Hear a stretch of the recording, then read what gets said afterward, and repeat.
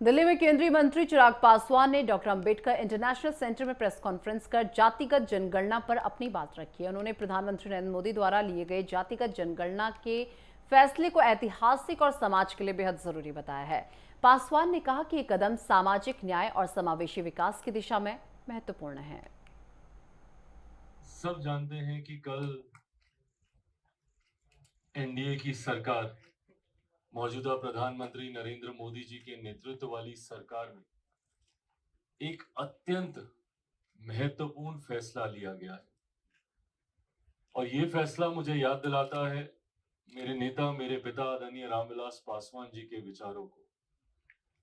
1960 के दशक में जब मेरे नेता राजनीति में आ रहे थे, उस वक्त लोहिया जी के विचारों पे चलने वाली पार्टी संयुक्त सोशलिस्ट पार्टी, और उसी पार्टी से पहली बार उन्होंने चुनाव लड़ा। 69 में पहली बार वो विधायक बने।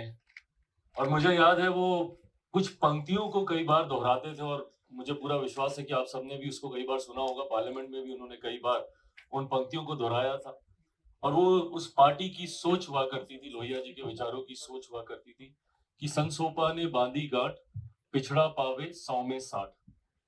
आज मुझे लगता है कि उस विचार को पूरा करने के लिए, इस नारे को पूरा करने के लिए एक अत्यंत महत्वपूर्ण फैसला मौजूदा सरकार के द्वारा लिया गया है। और ये इच्छा शक्ति मौजूदा प्रधानमंत्री आदरणीय नरेंद्र मोदी जी में ही हो सकती है कि वो इतना मजबूत कदम, जो सही मायनों में सामाजिक न्याय को मजबूती देने का काम करता है, ये कदम आज उन्होंने उठाने का काम किया।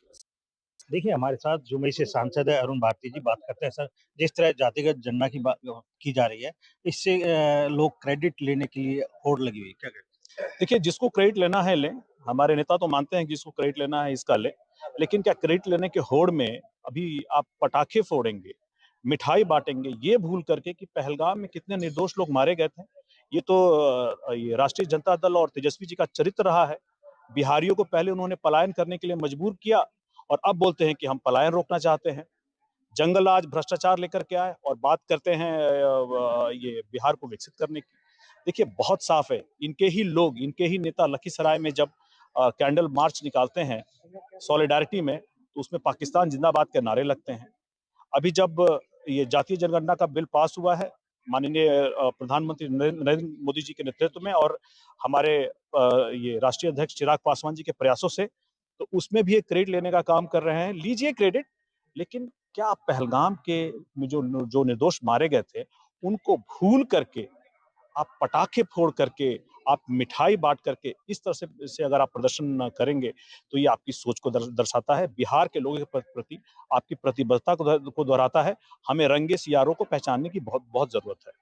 बिहारी फर्स्ट, बिहार फर्स्ट, और जिस तरह राहुल गांधी जी कह रहे हैं ये हमारे दबाव से हो रहा है। देखिए, अ, जातीय जनगणना को लेकर के हमारे राष्ट्रीय अध्यक्ष चिराग पासवान जी ने जो बिहार फर्स्ट, बिहारी फर्स्ट का विजन ड्राफ्ट किया था, ये उसमें है। समाज के एक बड़े तबके को लेकर के जो योजनाएं बनती हैं, बजट में जो राशियां आवंटित की जाती हैं, ये आंकड़ों के आधार पे होना चाहिए। जो एक बड़ा तबका है, उनकी संख्या को जान करके होना चाहिए, जिसकी दिशा में आजादी के बाद ये पहला कदम है, जब जातीय जनगणना करके उन सभी लोगों के बारे में उनके आंकड़े इकट्ठा किए जाएंगे, जो कि एक स्वागत योग्य कदम है।